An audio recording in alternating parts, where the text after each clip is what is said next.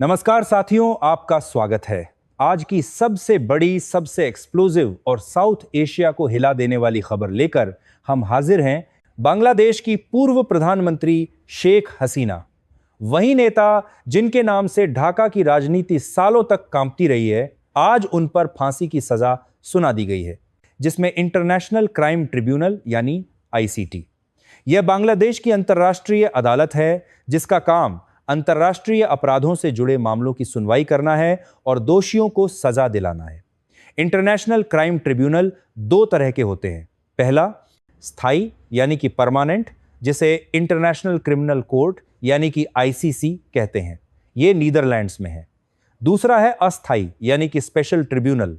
ये किसी विशेष युद्ध या फिर अपराध के बाद बनाए जाते हैं। बांग्लादेश टेलीविजन पर जैसे ही यह फैसला फ्लैश हुआ कि बांग्लादेश के पूर्व प्रधानमंत्री शेख हसीना को मौत की सजा सुनाई गई है, वैसे ही भारत में इसकी सबसे ज्यादा चर्चा होने लग गई, क्योंकि शेख हसीना को भारत ने शरण दी है। शेख हसीना का संरक्षण भारत कर रहा है। क्या भारत के रहते शेख हसीना को बांग्लादेश फांसी पर लटका पाएगा? क्या शेख हसीना का हाल सद्दाम जैसा होगा? क्या भारत को अब शेख हसीना को बांग्लादेश को सौंपना पड़ेगा? क्या दुनिया के तमाम देश अब भारत पर शेख हसीना को सौंपने का दबाव बनाएंगे? अगर भारत शेख हसीना को संरक्षण देता रहेगा तो अंतर्राष्ट्रीय स्तर पर इसका क्या प्रभाव पड़ेगा? आज के वीडियो में हम इन्हीं सब चीजों को समझेंगे। तो चलिए वीडियो को शुरू करते हैं। दोस्तों, बांग्लादेश के पूर्व प्रधानमंत्री शेख हसीना को इंटरनेशनल क्राइम्स ट्रिब्यूनल यानी कि आईसीटी ने हत्या के लिए उकसाने और हत्या का आदेश देने के लिए मौत की सजा दी है। बाकी मामलों में उन्हें उम्र कैद की सजा सुनाई गई है। आईसीटी ने उन्हें 5 मामलों में आरोपी भी बनाया था। इंटरनेशनल क्राइम्स ट्रिब्यूनल 1 ने पूर्व प्रधानमंत्री शेख हसीना को 2024 के आंदोलन के दौरान हुई हिंसा, हत्याओं और दमनात्मक कार्रवाइयों के लिए मानवता विरोधी अपराधों में दोषी ठहराते हुए मौत की सजा सुनाई। 3 सदस्य पीठ ने 400 पन्नों के फैसले में शेख हसीना को हत्याओं की मास्टरमाइंड बताया और कहा कि उन्होंने न केवल दमन का आदेश दिया बल्कि उसे रोकने के लिए कोई सख्त कदम नहीं उठाया। कोर्ट ने हसीना और असदुत जाम कमाल की प्रॉपर्टी जब्त का आदेश दे दिया है। फैसले के बाद बांग्लादेश के अंतरिम प्रधानमंत्री ने यानी कि मोहम्मद यूनुस ने भारत से हसीना को रिपोर्ट करने की मांग भी कर दी है। दोस्तों, 5 अगस्त 2024 को तख्ता पलट के बाद शेख हसीना और पूर्व गृह मंत्री असदुज्जमान ने देश छोड़ दिया था। दोनों नेता पिछले 15 महीनों से भारत में रह रहे हैं। बांग्लादेश के प्रधानमंत्री ऑफिस ने बयान जारी करके कहा है कि भारत और बांग्लादेश के बीच जो प्रत्यर्पण संधि है, उसके मुताबिक यह भारत की जिम्मेदारी बनती है कि वह पूर्व जारकर में अप्रभार प्रधानमंत्री यानी कि शेख हसीना को हमारे हवाले करे। हसीना को मौत की सजा सुनाने वाले इंटरनेशनल क्राइम ट्रिब्यूनल की स्थापना उन्होंने ही की थी।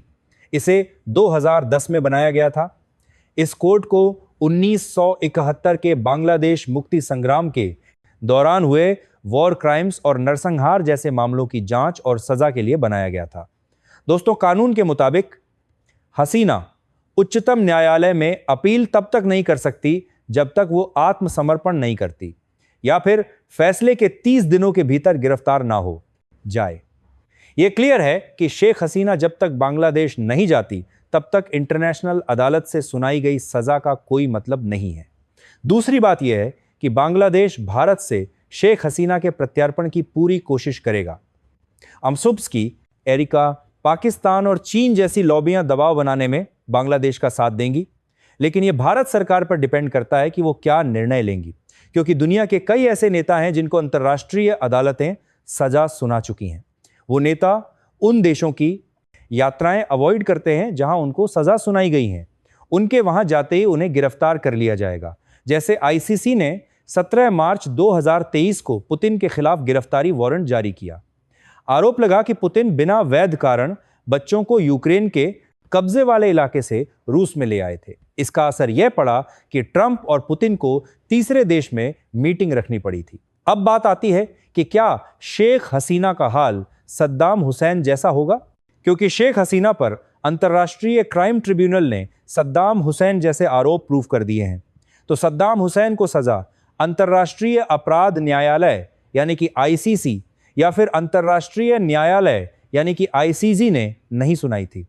सद्दाम हुसैन की बाद कोर एवीसी कर्मे हैं। हुसैन को सजा इराक स्पेशल ट्रिब्यूनल से बाद में इराक हाई ट्रिब्यूनल ने सुनाई थी। उसके 1 महीने के बाद फांसी पर उन्हें लटका दिया गया। सद्दाम हुसैन का फैसला इराकी कानूनी प्रक्रिया का हिस्सा था, ना कि इंटरनेशनल अदालत से फैसला सुनाया गया है।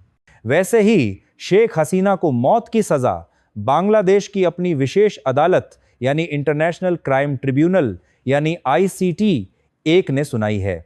सद्दाम हुसैन को सुनाई गई सजा के तरीके और शेख हसीना को सुनाई गई सजा के तरीके में कई सिमिलरिटीज हैं। वहां भी राजनीतिक हित जुड़े हुए थे और बांग्लादेश में भी राजनीतिक हित जुड़े हुए हैं। फर्क इतना था कि सजा सुनाए जाने के बाद सद्दाम हुसैन इराक में ही थे और शेख हसीना बांग्लादेश से बाहर हैं। भारत और बांग्लादेश के बीच प्रत्यर्पण संधि है, लेकिन प्रत्यर्पण संधि है ऑटोमेशन मोड में नहीं है कि बांग्लादेश जो कह देगा वो भारत को करना ही पड़ेगा। इसमें कानूनी, राजनीतिक और मानवीय पहलू भी मौजूद हैं। शेख हसीना ने ट्रिब्यूनल को पक्षपातपूर्ण और राजनीतिक प्रेरित करार दिया है। शेख हसीना के बेटे ने कहा है कि वह मेरी मां का क्या कर सकते हैं। मेरी मां भारत में सुरक्षित हैं। भारत उन्हें पूरी सुरक्षा दे रहा है जैसे एक राष्ट्र प्रमुख को दी जाती है। दोस्तों, हसीना के खिलाफ सजा के ऐलान की खबर को वर्ल्ड मीडिया ने प्रमुखता से कवर किया। राइटर्स, एएफपी, बीबीसी, सीएनए, अल जजीरा और द गार्डियन ने इसे लीड खबर बनाया है।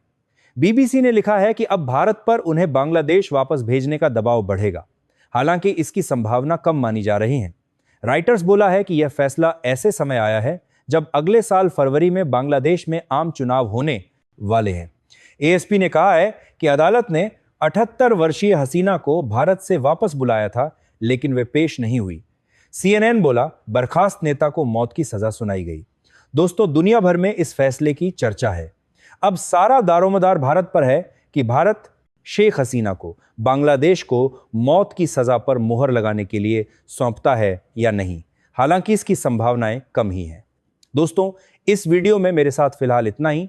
आपको क्या लगता है? जांच जोक से जो एक बार करते हैं। दोस्तों, तरह से कमेंट में बताइएगा। चलते हैं। राम राम, दुआ सलाम, जय हिंद।